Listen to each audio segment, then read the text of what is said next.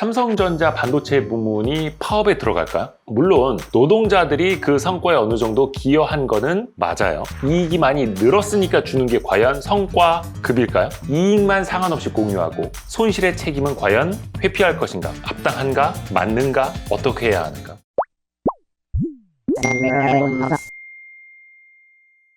이것도 얘기를 할까 말까 하다가 결국 하게 되는데 고민 많았습니다. 예전에 노란 봉투법에 대해서 야식잡서 올렸을 때 많은 분들이 또 공감을 해주셨거든요. 그게 조회수가 110만 뷰를 넘었더라고요. 당시에도 되게 저는 조심스럽게 한 이야기였는데 많은 분들이 공감을 해주셨고, 사실 삼성전자 반도체 노조가 파업을 할 수도 있는 지금 극한의 상황으로 가고 있잖아요. 이거는 되게 국가적인 위기이기도 하고 여기에 대해서도 좀 이야기를 한 번은 해야 할 것 같아서 몇 자 좀 준비를 해봤습니다. 되게 여러 가지 생각해 볼 포인트들이 많은데 몇 가지 나눠서 좀 간결하게 한번 말씀을 드려볼게요. 우선은 노조가 요구하는 게 뭐죠? 성과급이죠. 그러면 성과급이란 무엇인가? 어디까지가 그들의 성과인가를 좀 생각을 해봐야 하는데, 지금 삼성전자의 예상이 되는 300조 원 훨씬 넘을 수 있다, 400조 원에 이를 수도 있다, 이런 엄청난 영업이익, 물론 노동자들이 그 성과에 어느 정도 기여한 거는 맞아요. 그런데 회사가 영업이익 20조 원대, 30조 원대를 남길 때와 300조 원 넘는 영업이익을 얻게 됐을 때 노동자들의 기여도가 사실은 달라졌을까? 이 엄청난 트렌드가 AI 투자 트렌드, 그리고 반도체 가격 폭등이라는 데서 사실은 온 건데, 그 시장의 어떤 구조적인 변화에 과연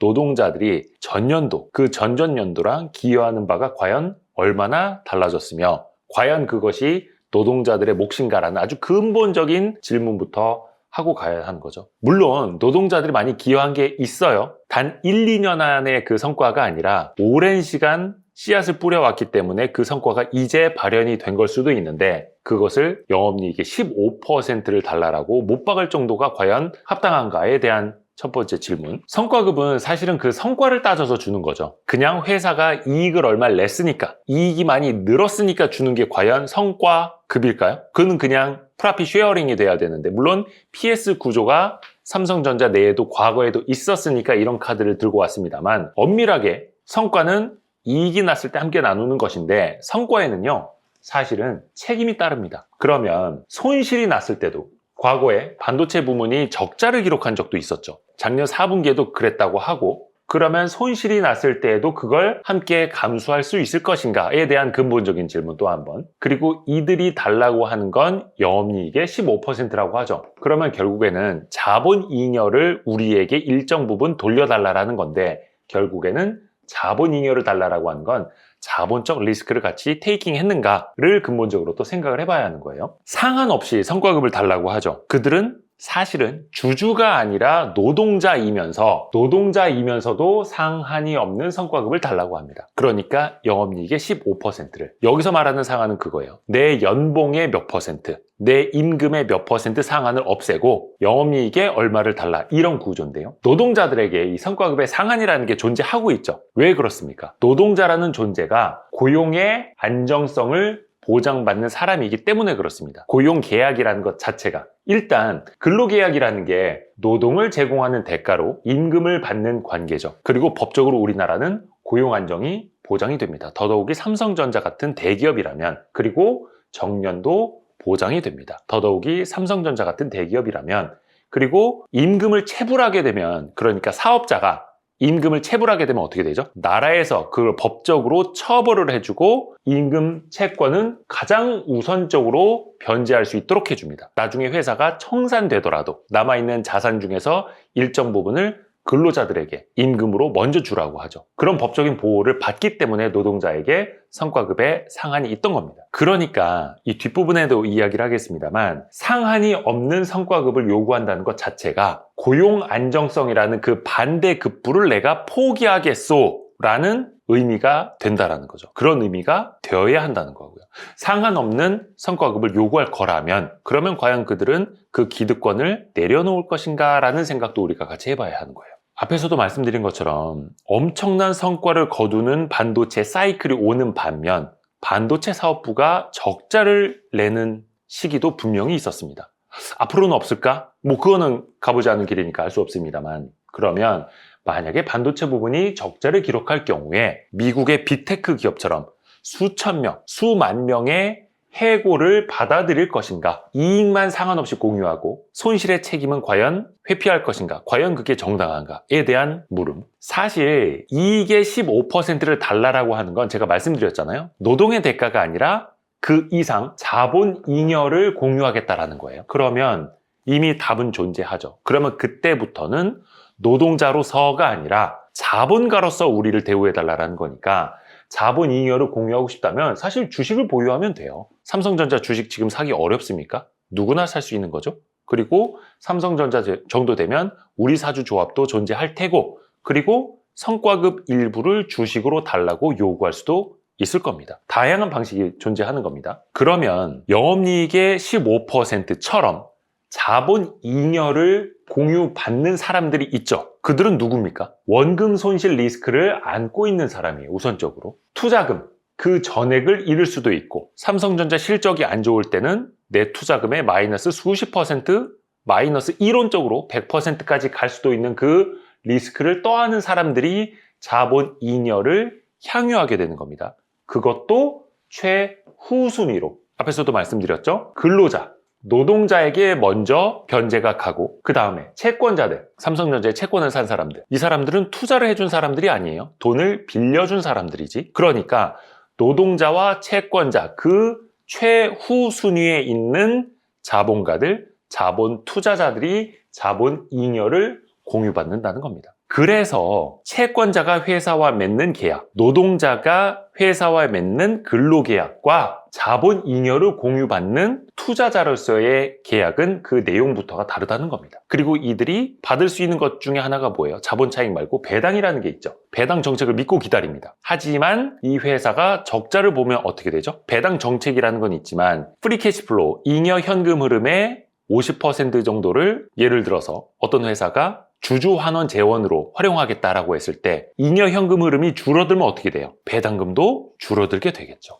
그것을 언제든지 변동될 수 있다는 걸 각오하고 기다리는 사람들이 자본잉여, 이익의 몇 %를 가져갈 수 있는 사람들이라는 겁니다. 좀 이해가 가십니까? 그래서 앞에서도 말씀드린 것처럼 막대한, 즉 자본잉여, 영업이익의 몇 %를 배분해 달라고 요구를 할 거면 현금이 아니라, 성과급이 아니라 주식으로 달라고 해야 그나마 저는 정당하다라고 생각을 하고 있고, 그러면 과연 그것을 얼마나 장기간 보유할 것인가, 불황기에도 보유할 것인가, 적자 상황에서도 보유할 것인가, 엄청난 마이너스를 안고도, 즉 자본적 손실을 함께 감당할 수 있을 것인가 를 고민해 봐야죠. 또 하나 심각한 거는 이제 노노 간의 갈등입니다. 아시다시피 삼성전자에는 대표적으로 DX와 DS가 있죠. DS가 디바이스 솔루션이라고 해서 대표적으로 반도체, DX는 세트 사업, 대표적으로 가전. 그런데 지금 가전 쪽 사업 상황이 어떻죠? 굉장히 안 좋습니다. 물론 뭐 중국산 저가 가전 제품들도 들어오고 이런 것도 있습니다만, 완제품 가전에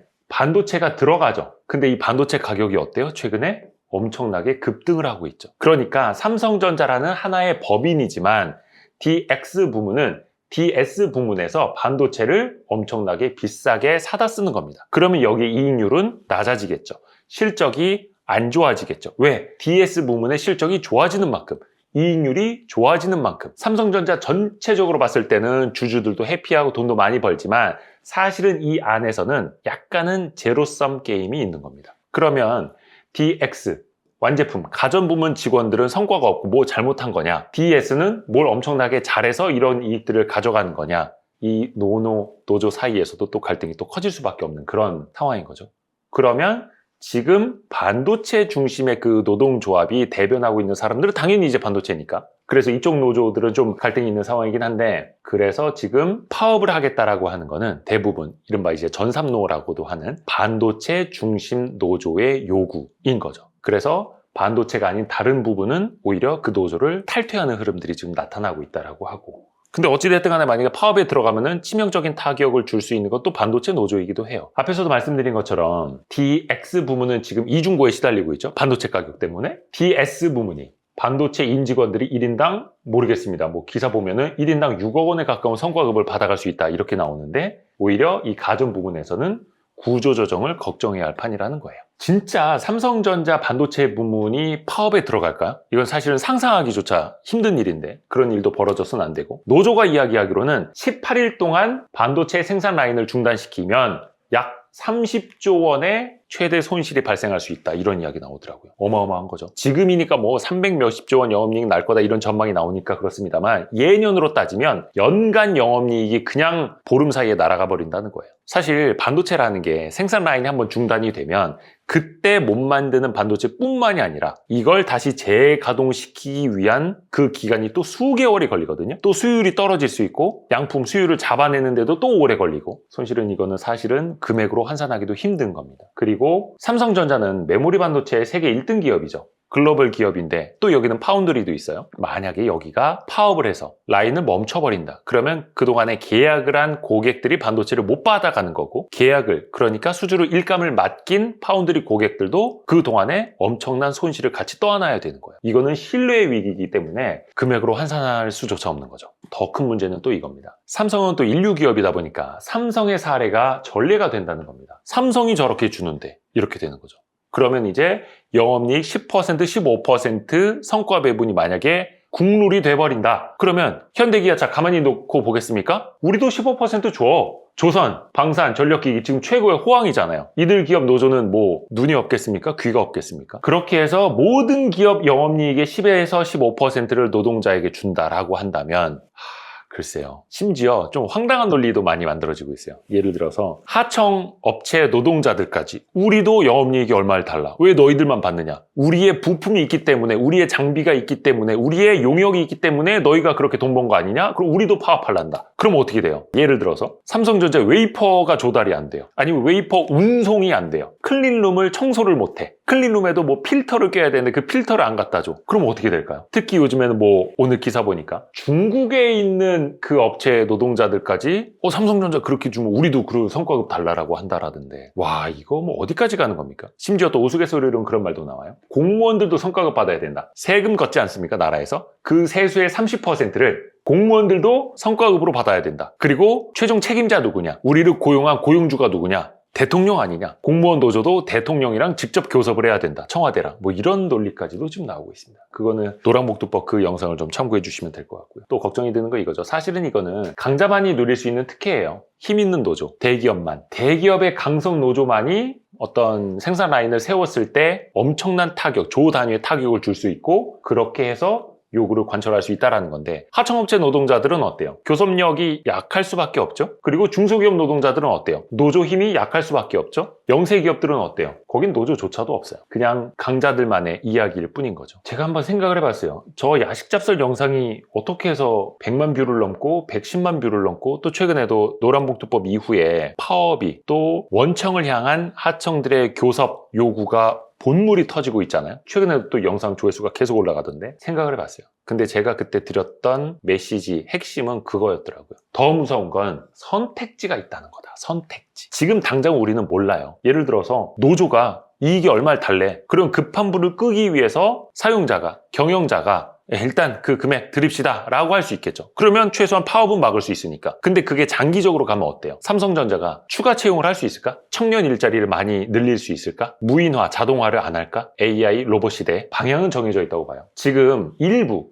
노조의 그런 과도한 노조가 결국에는 AI, 로봇을 통한 대체, 자동화를 넘어서 이제는 무인화죠. SK 하이닉스도 그렇고 삼성전자도 새로 짓는 공장은 아예 사람이 필요 없는 공장으로 짓겠다라고 하는데, 사실 그 방향은 노조가 성과급을 얼마 요구를 하든 안 하든 정해진 방향이기는 해요. 그런데 뭘 가져온다? 가속화. 속도를 더 당기게 될 것이다. 그런 역설적인 결과를 더 빨리 가져올 거라고 보는 거고, 또 그렇게 생각할 수도 있어요. 아니 그럼 어차피 자동화 할 거 아니냐, 어차피 무인화 할 거면 우리라도 성과급 땡겨서 받겠다 라고 주장할 수도 있겠죠. 근데 사실 그거는 좀 저는 극도의 이기심이라고 봅니다. 어차피 올 미래 우리라도 당겨서 받아내자? 그럼 우리 후배들의 일자리는, 후임들은, 청년 세대는 상관없어? 이겁니까? 모르겠습니다. 물론 이제 그 위치에 있는 분들은 그런 선택을 할 수 있겠습니다만, 좀 거시적으로 봤을 때는 과연 그게 누구에게 좋은 일인가?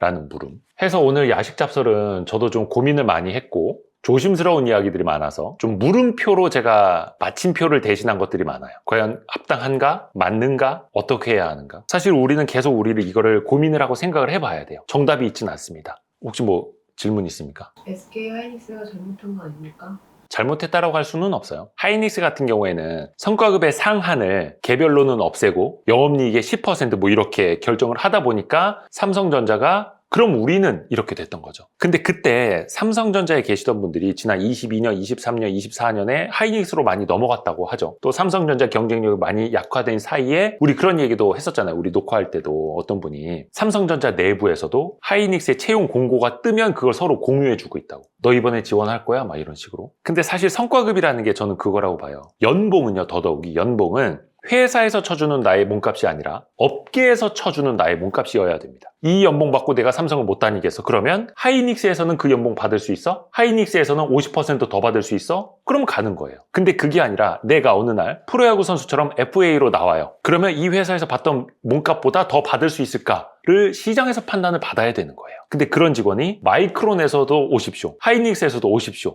샌디스크에서 어서 오십시오. 웨스턴 디지털을 빨리 데려가라고 합니다. 키옥시에서 오세요 말한다면 가야죠. 근데 그게 핵심 인재라면 잡아야죠. 연봉에 2배, 3배, 10배를 주고서라도. 근데 그게 아니라 천편일률적으로 우리의 수천 명 혹은 수만 명이 회사의 성과급, 회사의 영업이익 얼마를 나눠 받아야 돼. 과연 그게 진정한 의미의 성과급일까? 라는 물음인 거예요. 앞에서도 말씀드렸습니다만 그러면 미국의 빅테크들이 뭐 연봉 막 5배, 10배 주고도 막 채용해 가잖아요. 중국 기업들도 그래요. 그런데 그때 연봉의 몇 배를 받고 넘어가는 사람들이 어떤 각오를 하는지 알아요? 내가 1년 만에 잘릴 수도 있다. 2년 만에 팽당할 수도 있다라는 생각을 하고 가는 거예요. 모험이죠, 일종의. 왜? 연봉 몇 배를 불려서 가니까. 고용 안정. 지금 다니던 회사는 내가 동료들하고도 다 친하고 뭐 부서장하고도 이미 다 친하고 인사 뭐 고가 잘 받고 있고 그걸 뒤로 하고 내가 모험을 떠나는 거잖아요. 그 리스크를 테이킹 하는 거라고요. 그러니까 성과급의 얼마를 영업이익이 얼마나 달라라고 앞에서 거의 노동의 대가가 아니라 자본의 잉여를 받을 정도라면 그때부터는 나를 자본가로 대우해 주시오. 고용 안정을 보장을 받는 정년 보장을 받는 노동자가 아니라 그러면 본인도 그 다른 포지션으로 가 있어야죠. 제 말은 그런 의미입니다. 혹시 이해가 안 가시는 부분 있으십니까? 제 말이 너무 왜곡되거나 편파적이거나 그렇다면. 왜냐면 우리 앉아 계시는 분들도 이 Y스트릿의 노동자 아닙니까? 여러분도 Y스트릿의 영업이익 15% 30% 달라고 막 파업하면 유튜브를 세워서 세상을 바꾸자 막 이럴 수도 있잖아요. 어렵습니다. 해서 저도 많이 고민이 드는 지점이고 여러분은 또 어떤 생각을 갖고 계시는지 또 저랑 또 생각이 다를 수도 있고 또 삼성전자 반도체 부문 임직원 분들도 보실 수도 있는 거니까 댓글로 또 여러분의 생각을 많이 또 남겨주십시오. 저도 보고 또 생각할 부분이 있으면 또 다시 한번 더 깊이 생각을 해보겠습니다. 야식 잡설이 그리고 Y스트릿이 조금이라도 도움이 되신다면 알림, 구독, 좋아요, 댓글, 다른 영상 보기 같이 지금 부탁드립니다. 고맙습니다. 뿅! 이란 전쟁이 터지고 거대한 변화가 일어나게 되면 투자 기회가 생깁니다. 그럼 넥스트가 어디냐? 에너지 투자구나. 세계 최고의 투자자가 에너지 사업에서 오랫동안 투자를 하고 있고 거기서 안정적으로 돈을 벌어서 부를 쌓는 것을 우리가 결과만 알고 있는데 과정을 한번 보자.